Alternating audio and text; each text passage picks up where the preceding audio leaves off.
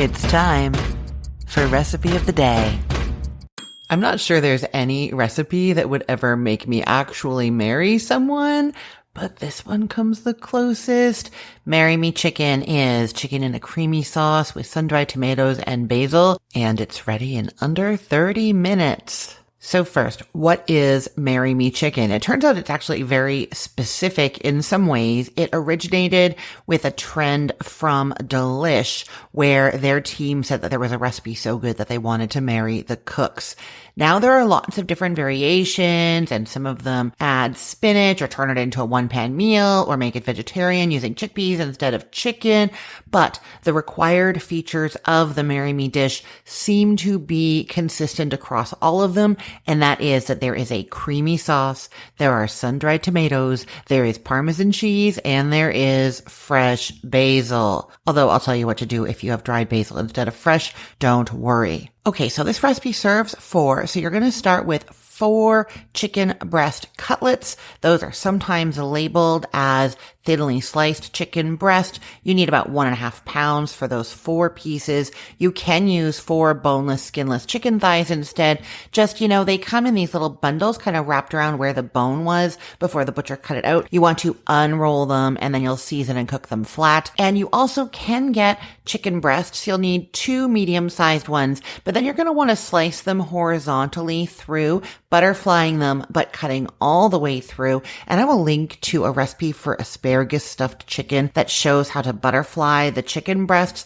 For that one, you don't detach them at the end. You butterfly and leave them attached because you're stuffing them. You'll just cut all the way through. So if you can't visualize it, don't worry and go look at that video and that'll help you. Okay. So if you have the full chicken breasts, you're going to want to slice them thinly. If you want to leave them whole, like if you want 4 chicken breasts in this meal, then you're just going to have to cook them for longer later in the recipe. And I'll tell you the adjusted cooking times later for the chicken thighs and for the whole chicken breasts, okay? Whatever kind of chicken you have, you are seasoning it all over generously with salt and pepper. Next, you are heating 2 tablespoons of olive oil in a large skillet over medium-high heat, and you add your chicken in a single layer and cook until browned underneath. It's going to be about 3 to 4 minutes. Then flip them all over and brown on the other side. And as I always tell you, if your pan doesn't heat evenly, you're not just flipping over at some point. You might also be spinning them around so that the part of the chicken piece that's in the middle is at the edge of the pan and the one that was at the edge is in the middle. Just sort of spin them around so they're cooking more evenly,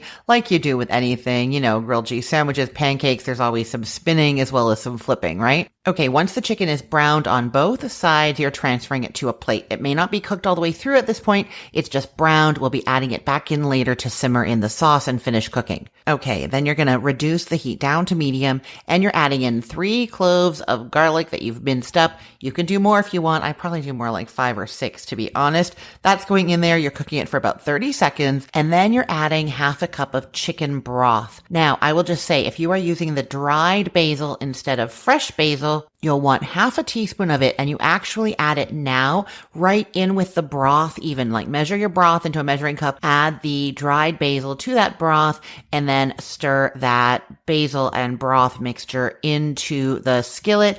If you're using the fresh basil, it doesn't get added yet. So it's just if you're using the dried basil that you're adding it with the chicken broth. Whether you have basil in the broth or not, the broth is going in and you are using it to sort of deglaze the pan. Scrape up any brown bits from the bottom of the pan. Use a spoon, like a wooden spoon, and just scrape the bottom of the pan, bring up those nice flavorful browned bits, and then continue to stir and simmer for 2 to 3 minutes, just reducing that broth a little bit. Okay, then you're stirring in the cream. 3/4 of a cup of heavy cream. You could use half and half here. You could use evaporated milk or whole milk. I'm just going to tell you, we are simmering this quite a bit, and when dairy is simmering, it risks curdling, and so I don't love that idea. Higher fat dairy doesn't curdle as easily. You can boil it quite a bit and it's great. And so you're not going to have that problem with the heavy cream. But if you go lower, even with the half and half, you do have that risk of curdling. So I don't really recommend it. Having said that, if you do it and it curdles, it's going to look weird, but it's perfectly safe to eat. And I'm going to tell you something that I've done before. If I've had something curdle, since I know it's perfectly safe to eat, I add some ricotta to it. And the ricotta has those like dots of white cream. It kind of looks curdled. So that when you say there's ricotta in it and you've stirred it in, then that explains the curdled look, right? Okay, so just know that it just means it's not going to be as thick if it curdles and it's going to have that weird appearance, but it's perfectly safe to eat. Really, my advice though, use the heavy cream. 3/4 of a cup of it you are pouring in now, along with a packed third of a cup of sun-dried tomatoes that you've chopped up. You can measure them first, taking them out of the oil and into the measuring cup, packing them into that measuring cup. You want 1/3 of a cup of them and then chop them up. Now I'm saying use the ones that are packed in oil. They come in a jar. They're packed in oil. Those are going to be luscious and plump and delicious and perfect in this recipe. If you have the ones that are dry, they're like in a bag, usually plastic bag. They're not plump. They're not in oil. They're just dry. You need to hydrate them first. So before even starting this recipe,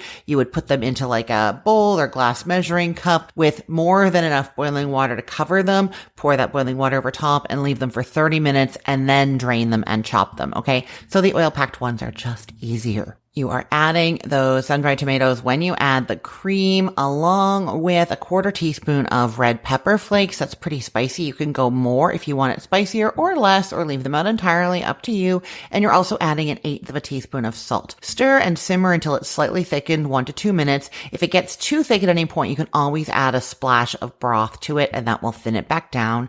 Now you're adding the chicken back into that skillet. Just kind of shimmy it around so that it's really kind of in the sauce, and you're simmering it gently uncovered until the internal temperature of the chicken reaches 165 degrees Fahrenheit. If you're using those thin chicken breasts though, it's hard to get like a thermometer in there. You really just want it to be all the way cooked through, warmed through, cooked through, no longer pink, which is going to be really quick, 3 to 5 minutes for those thin chicken breasts. And at that point, the sauce will be nice and thick and like coat the back of a spoon. Now, if you're doing the chicken thighs, that's going to take longer. It's going to be more like 5 to 7 minutes. And if your sauce evaporates away too much, keep kind of stirring it and add that little bit of extra broth if you need to. And you're doing that again until 165 degrees Fahrenheit internally and no longer pink inside when you cut into it. And if you're using the full chicken breasts, they're going to take even longer, 6 to 10 minutes, depending on how thick they are. Keep that at a low simmer. Flip them over occasionally. Probably a good idea for the chicken thighs as well. Flip them over halfway through and add more broth if you need to thin that sauce out. Now, once your chicken is cooked and your sauce is a nice thickness, you're going to take it off of the heat, and that's when you stir in the Parmesan cheese. Sprinkle it all over the top, about 1/2 cup, 2 ounces of freshly grated Parmesan cheese. Sprinkle it over top and then like shimmy the chicken all around and stir the sauce to get it to kind of melt into there. We're doing it off the heat because that makes the Parmesan less gritty. It's just kind of a risk sometimes when you're adding the cheese that it can be a little bit gritty in there. Taking it off the heat helps a lot. Taste the sauce, add more salt and pepper if you'd like, and then use your fingers to tear 1/4 cup of fresh basil leaves over top, and then serve with more Parmesan and more basil if you'd like on the side. Now, I'm going to say there weren't a lot of ingredients in here in terms of seasoning. It's the salt, the pepper, the red pepper flakes, the Parmesan cheese, the basil. I find that really flavorful along with the sun-dried tomatoes. Some people like a lot more flavors in there. I'm telling you, leave it like that. But if you feel like it's missing something at the end, just a little bit of lemon juice squeezed over top is like the perfect thing. I don't always put it though. Sometimes I taste it and I'm like, no, this is perfect just like this. And other times it needs that little something. So you can add it or not. Serve some lemon wedges on the side. People can decide for themselves.